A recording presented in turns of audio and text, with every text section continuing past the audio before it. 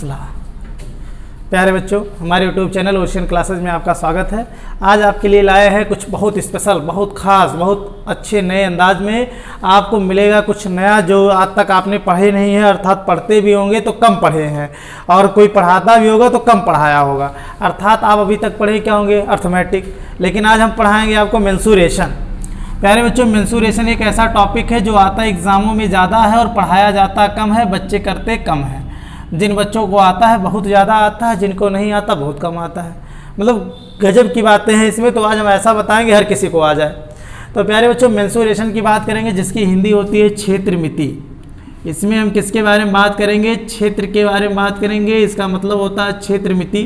इसी का हम अध्ययन करेंगे। मैथमेटिक्स का पार्ट है, बहुत इंपॉर्टेंट पार्ट है। कोई भी एग्ज़ाम हो, जो आपके एग्ज़ाम होते हैं उसमें मैथ में अगर हम बात करें, मैथ्स में आते हैं दो चीज़ ज़्यादा आता है। एक आता है अर्थमेटिक, एक आता है आपका अर्थमेटिक, दूसरा आता है मेंसुरेशन। ये दोनों टॉपिक आपके बहुत ज़्यादा पैमाने पे, ऊंचे पैमाने पे पूछे जाते हैं। तो अर्थमेटिक तो आपने बहुत दिनों से पढ़ भी रहे, पढ़ा भी होगा और सभी जगह पे कभी भी शुरू होता तो अर्थमेटिक शुरू होता है। लेकिन हम आज बताएंगे आपको मेंसुरेशन के बारे में, बहुत मज़ा आ जाएगा आपको। तो प्यारे बच्चों, मेंसुरेशन के पहले सिलेबस हम आपको बता देते हैं 2 मिनट में, फिर आपको एक टॉपिक उठाएँगे, उसी का अंत कर देंगे। आपको जितने टॉपिक बताएंगे भी देखिए, सबसे पहले एक होता है 1 डायमेंशन। क्या होता है? 1 डायमेंशन। अगर बच्चों स्पीड कम होगी तो स्पीड बढ़ा लीजिएगा। दूसरा होता है आपका 2 डायमेंशन।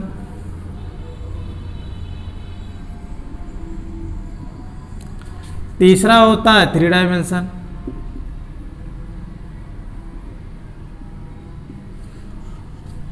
वन डायमेंशन का हो गया ऐसी आकृति जिसमें केवल एक बीमा हो।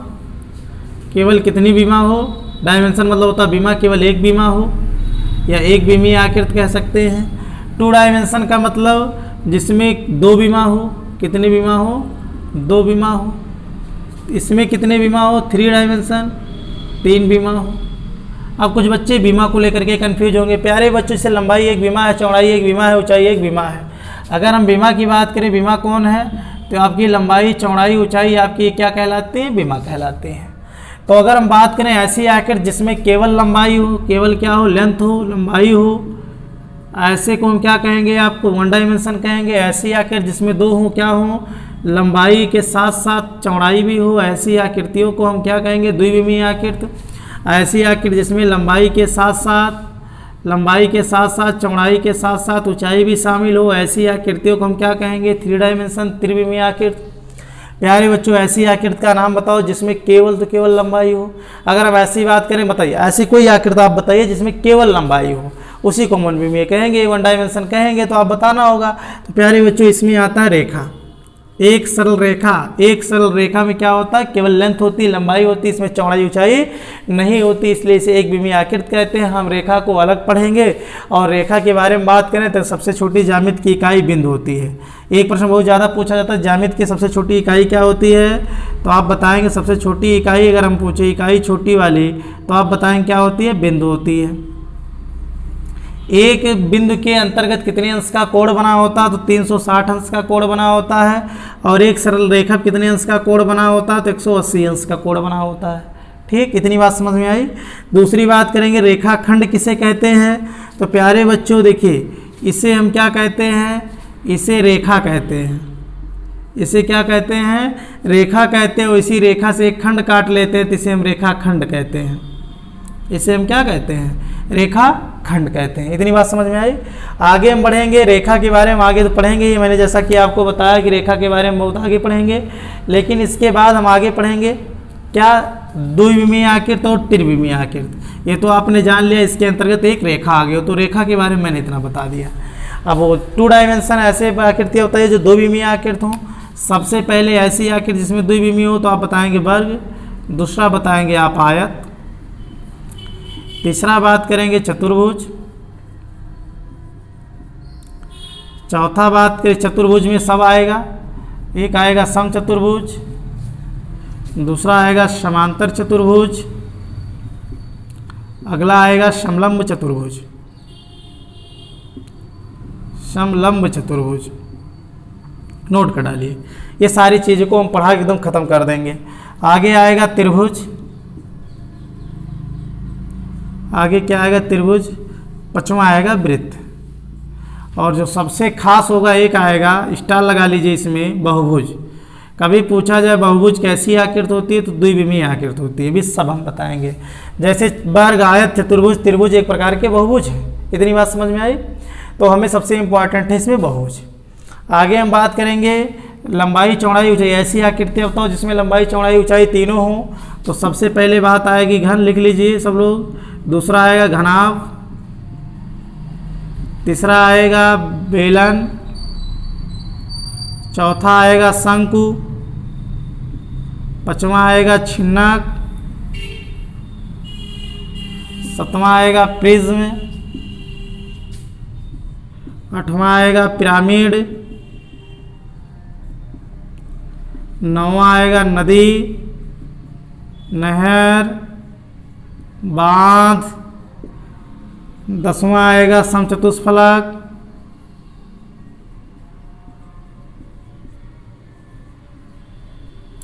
ये सारी चीज़ें किस में आएंगी?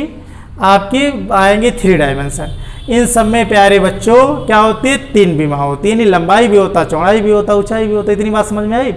आपने क्या देखा कि 2 विमा देखा, 3 विमा देखा। आपने इतना समझ लिया होगा कि हमको मेंसुरेशन के अंतर्गत इतना पढ़ना है। और एक खास बात, अब देखिए हमने क्या है, जैसे अभी नंबर सिस्टम पढ़ा रहे थे, नंबर सिस्टम का जो पीडीएफ के क्वेश्चन है करीब 270 क्वेश्चन के हमारे पीडीएफ तैयार हैं।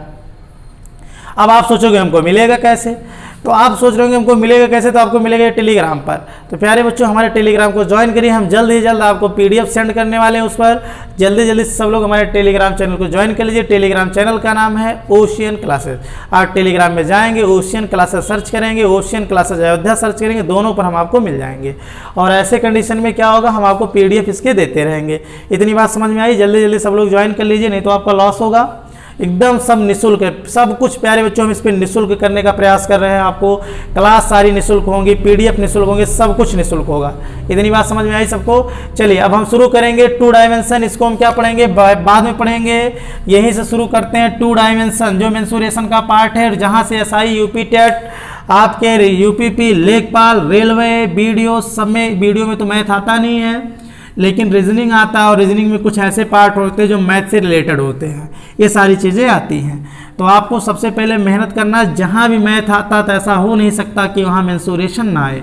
मेंसुरेशन का पूरा उतना भागीदारी है जितना अर्थमेटिक का है। कोई भी एग्जाम ले लीजिए आप, यूपीपी ले लीजिए, एसआई ले लीजिए, बैंक ले लीजिए, रेलवे ले लीजिए, सब जगह आता है। तो प्यारे बच्चों इतनी बात आप समझ गए होंगे। तो चलिए सबसे पहले लिखिएगा 2 डायमेंशन। क्या लिखेंगे? 2 डायमेंशन। चलिए 2 डायमेंशन की बात करेंगे, और 2 डायमेंशन को हम खूब तेज़ी से पढ़ेंगे। 2 डायमेंशन को पहला होगा आपका, चलिए शुरू करते हैं हम बहुभुज से। कहाँ से शुरू करते हैं? बहुभुज से। बहुभुज पहले पढ़ेंगे, और बहुभुज इसलिए पढ़ेंगे, इसकी अंग्रेजी होती है पॉलीगॉन। बहुभुज इसलिए पढ़ेंगे क्योंकि इंपॉर्टेंट है। बहुभुज किसे कहते हैं? इसको सबसे पहले कह सकते हैं जिसमें बहुत भुजा हो। जिसमें कितनी भुजा हो? जिसमें 3 या 3 से अधिक भुजा हो। 3 या 3 से अधिक भुजा हो। अधिक भुजा से बनी बंद आकृति, बनी बंद आकृति को हम क्या कहते हैं? बहुभुज कहते हैं। कैसे जानोगे बहुभुज? हम कहने कहा ऐसी आकृति जिसमें 3 या 3 से अधिक भुजा हो। अर्थात अगर कोई आपसे पूछे सबसे छोटे बहुभुज का नाम बताइए तो आप कहोगे त्रिभुज। क्यों? क्योंकि बहुभुज तब जब तक नहीं बन सकता। देखिए जैसे एक भुजा है तो इसको रेखा कहेंगे, 2 भुजा है तो इसको कोण कहेंगे। एक भुजा था तो रेखा, 2 भुजा है तो कोण, और 3 भुजा लगा दिए तो त्रिभुज अर्थात बहुभुज बन गया। जब तक 3 भुजा नहीं होगा तब तक कोई बंद आकृति नहीं बनेगी, और कम से कम 3 भुजाओं की जरूरत होती है। इसलिए तब जाके निर्माण किसका होता है प्यारे बच्चों? बहुभुज का निर्माण होता है। एक भुजा होता तो रेखा कहलाते हैं, 2 भुजा होता तो कोण कहलाता, 3 भुजा हो गया तो क्या कहलाएगा? बहुभुज कहलाएगा। तो सबसे पहला प्रश्न यही बन गया कि सबसे छोटा बहुभुज का नाम बताइए। क्या बताओगे?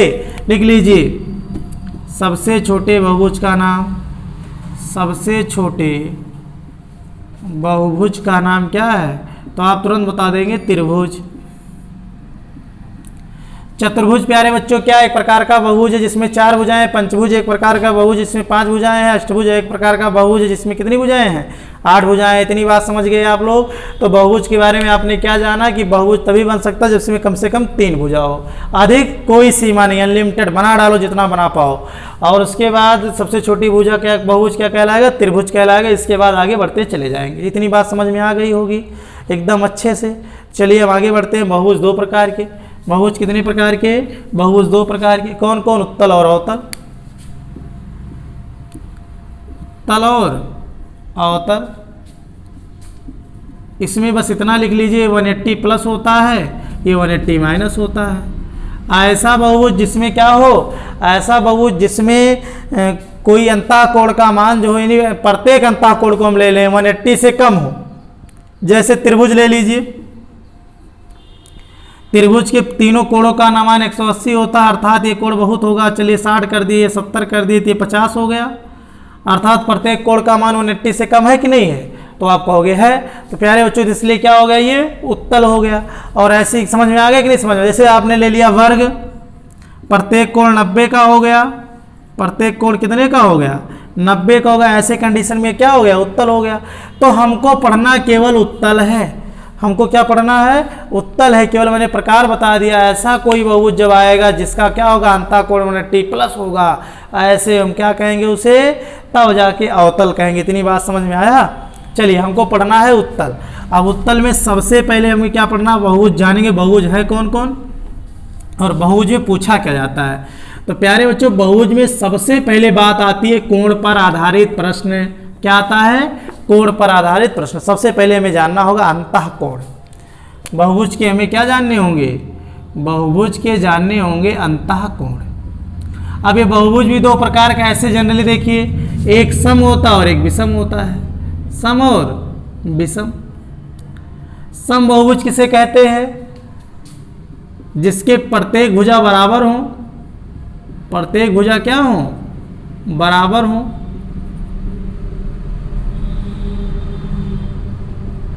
और विषम कैसे, भुजाएं आसमान हो, भुजाएं आसमान हो। इतनी बात समझ में आया। जैसे वर्ग एक सम बहुभुज है और विषम बहुभुज की कोई परिभाषा लिख लीजिए, विषम बाहु त्रिभुज विषम बहुभुज है। इतनी बात समझ में आया।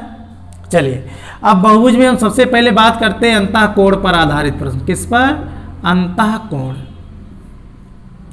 प्यारे बच्चों सबसे पहले प्रश्न में यही बन जाता है, सबसे पहला प्रश्न यही बन ही जाता है, किसी बहुभुज का अंतःकोण कितना होगा।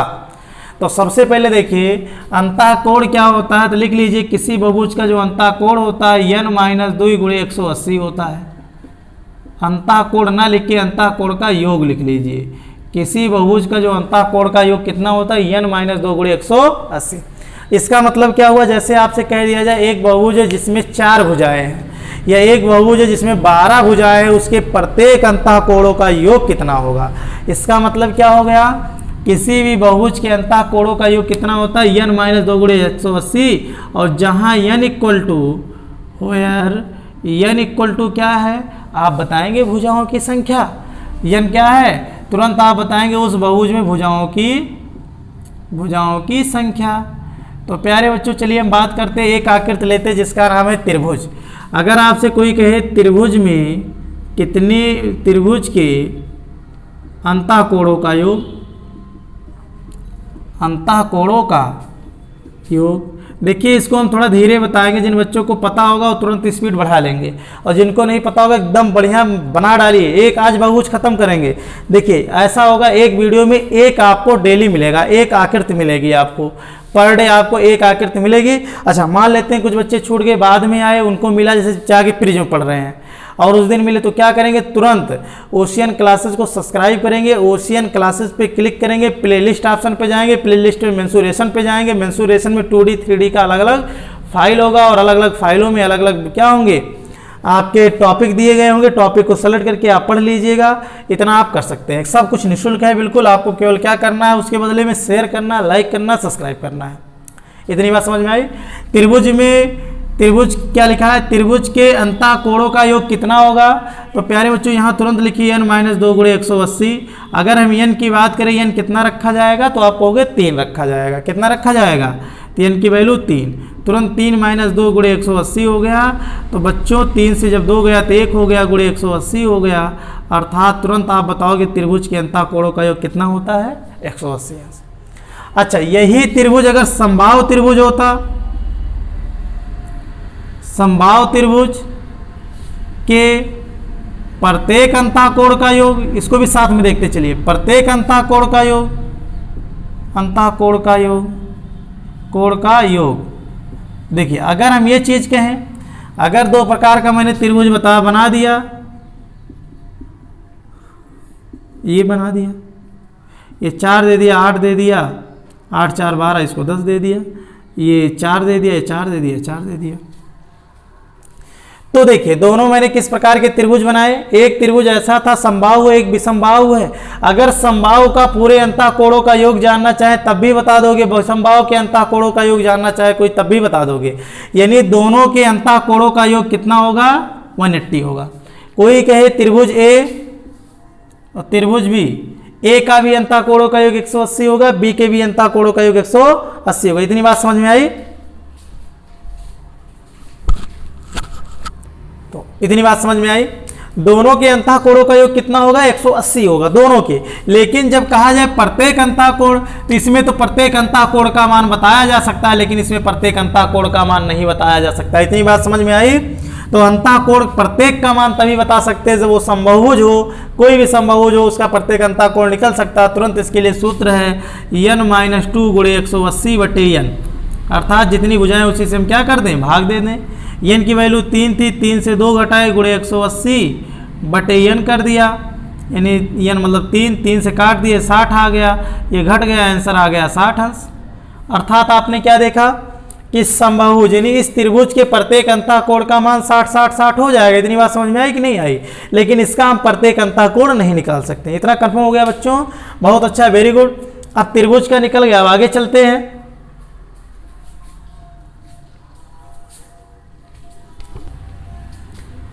तो प्यारे बच्चों अगला प्रश्न है चतुर्भुज के अंतःकोणों का योग। तो आप देखिए कैसे लगाओगे, प्रश्न भी कराएंगे आपसे। n माइनस 2 गुणे 180 चतुर्भुज है, कितने अंश का कोण, 4 माइनस 2 गुणे 180, तुरंत 18 दूनी 360 हो गया, 336 हो गया, 180 दूनी 360। क्लियर हुआ। अगर ये चीज कहे समबाहु सम चतुर्भुज था, सम चतुर्भुज प्रत्येक अंतःकोण, प्रत्येक अंतःकोण, तुरंत आप बताओगे n माइनस 2 गुणे 180 बटे n, n का वैल्यू 4 माइनस 2 गुणे 180 बटे 4, 2 गुणे 180 बटे 4, 2 दूनी 4, 2 से काट दिए 90। कोई भी समचतुर्भुज होता है उसके प्रत्येक अंतःकोण का मान 90 90 अंश होता है। सभी को जोड़ देंगे चारों को तो 360 होता है। इतनी बात बच्चों समझ में आई अच्छे से। कोई पूछे पंचभुज का अंतःकोणों का योग, पंचभुज, पंचभुज कैसे बनेगा देख लीजिए। 5 भुजाएं बना दीजिए, कोई 5 भुजा बना दीजिए, लो पंचभुज बन गया।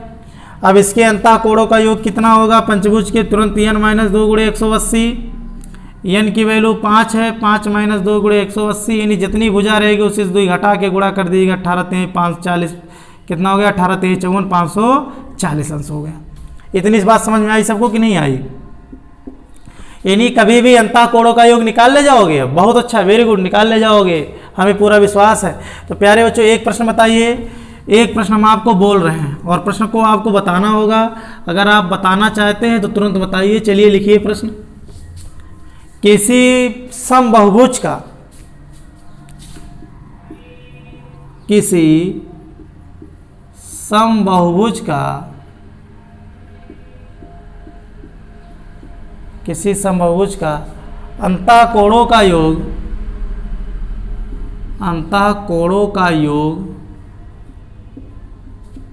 1440 अंश है, तो भुजाओं की संख्या ज्ञात कीजिए। भुजाओं की संख्या ज्ञात करो।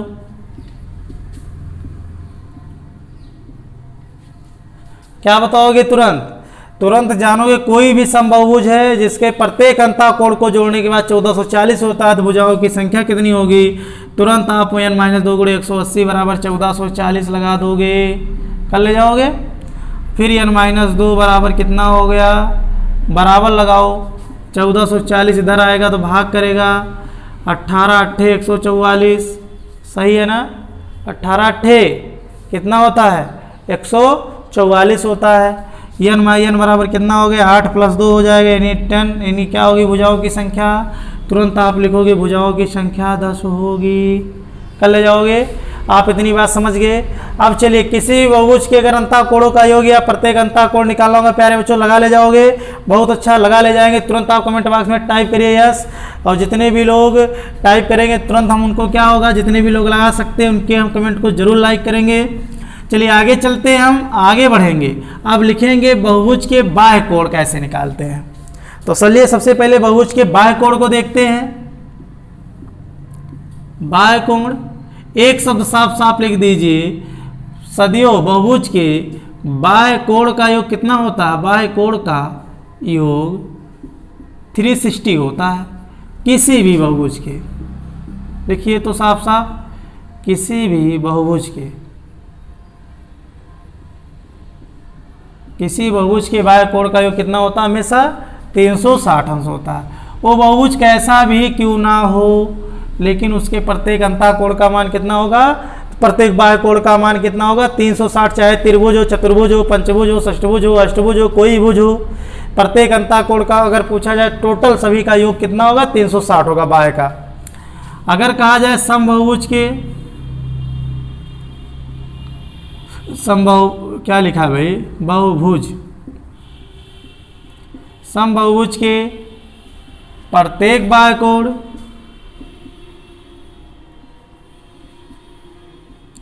तुरंत बताओगे 360/n, अर्थात जितनी भुजाएं होंगी 360 से उसी में भाग दे दीजिएगा, तुरंत प्रत्येक बाह्य कोण का मान आ जाएगा। इसका मतलब कि जो समबाहुभुज होता है उसका प्रत्येक बाह्य कोणों का जब जोड़ जो देखते हैं 360 होता है, और प्रत्येक बाह्य कोण की बात करें तो क्या होगा? 360/n हो जाएगा। इतनी बात समझ में आया? अगर कोई कहे त्रिभुज के बाह्य कोणों का योग कितना होगा तो 360, चतुर्भुज के 360, पंचभुज के 360, अष्टभुज के 360। लेकिन अगर कोई कहे एक समष्टभुज,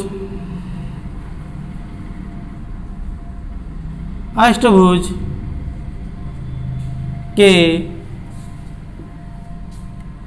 प्रत्येक अंतःकोण का मान बताओ, अब क्या होगा? तुरंत क्या करोगे? 360/8 कर दोगे, अष्टभुज है तो 8 से काट दोगे, कितना हो गया? 8 चौक 32, 8 पंचे 40, तुरंत बताओगे 45 अंश। कितना आ गया बच्चों? तुरंत एक समअष्टभुज के प्रत्येक अंतःकोण का मान कितना आ गया? 45, काट दोगे ना। एक प्रश्न आपके लिए है कि एक समबाहुभुज के प्रत्येक बाह्य कोण का मान 18 अंश है, लिख लो क्वेश्चन। एक समबाहुभुज के प्रत्येक बाह्य कोण का मान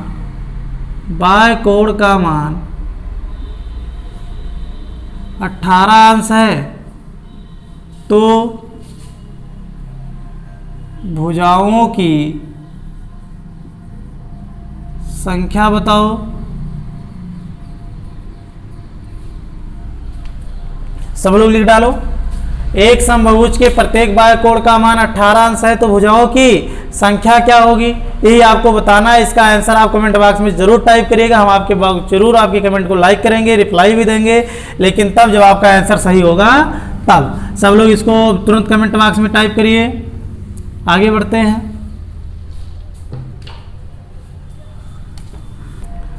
तो प्यारे बच्चों अगला आता है विकर्णों की संख्या।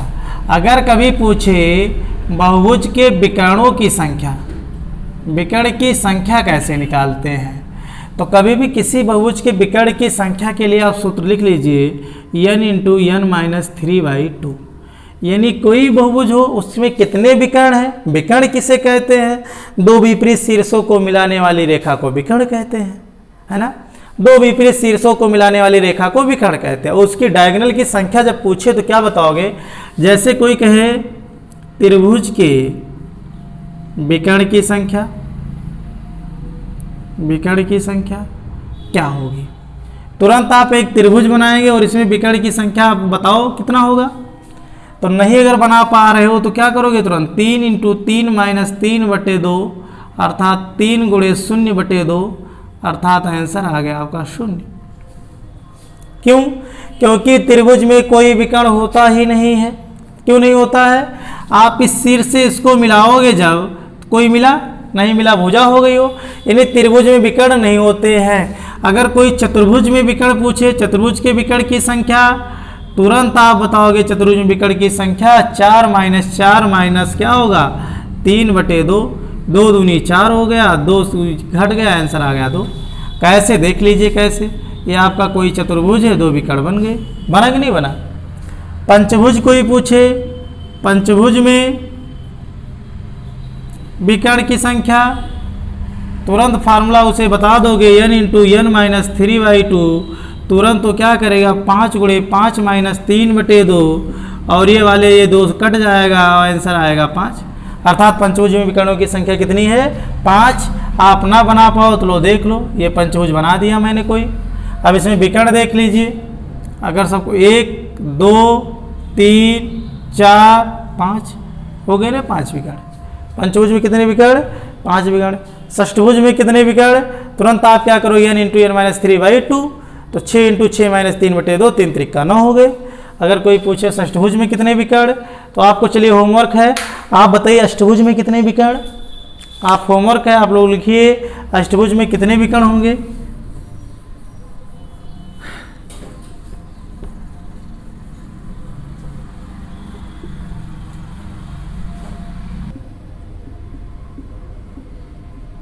ये आपका होमवर्क है, ये होमवर्क कमेंट बॉक्स में ज़रूर टाइप करिएगा। हम कमेंट बॉक्स चेक करते हैं सबका, और जो बच्चे जो पहले सब पढ़ रहे हैं वो लोग कमेंट बॉक्स नहीं टाइप करते, कंजूसी करते हो, कमेंट जरूर टाइप किया करिए। आप लोग वीडियो को डाउनलोड करके ऑफलाइन देखते हो इसलिए कमेंट नहीं कर पाते हो, वीडियो ऑनलाइन देखा करिए, कमेंट किया करिए। थोड़ा हमारे फ़ायदे के बारे में भी भाई सोचिए, आप लोग जरूर ऑनलाइन देखा करिए वीडियो को। अष्टभुज में कितने विकर्ण, क्योंकि आपको सब तो फ्री मिल रहा है तो थोड़ा सा हमारे लिए भी करिए भाई, ऑनलाइन देख सकते हैं आप लोग।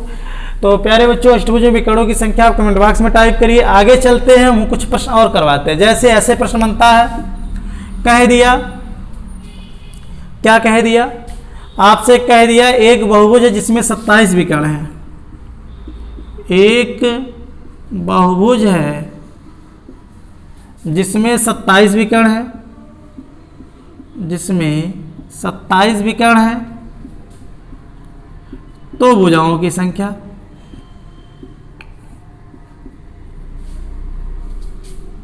भुजाओं की संख्या। चलो कैसे लगाओगे। अब हमने आपसे पूछ लिया कि 27 विकर्ण है, भुजा बताओ कितने होंगे। तो तुरंत आप क्या करोगे, n - 3 × n/2 × 27।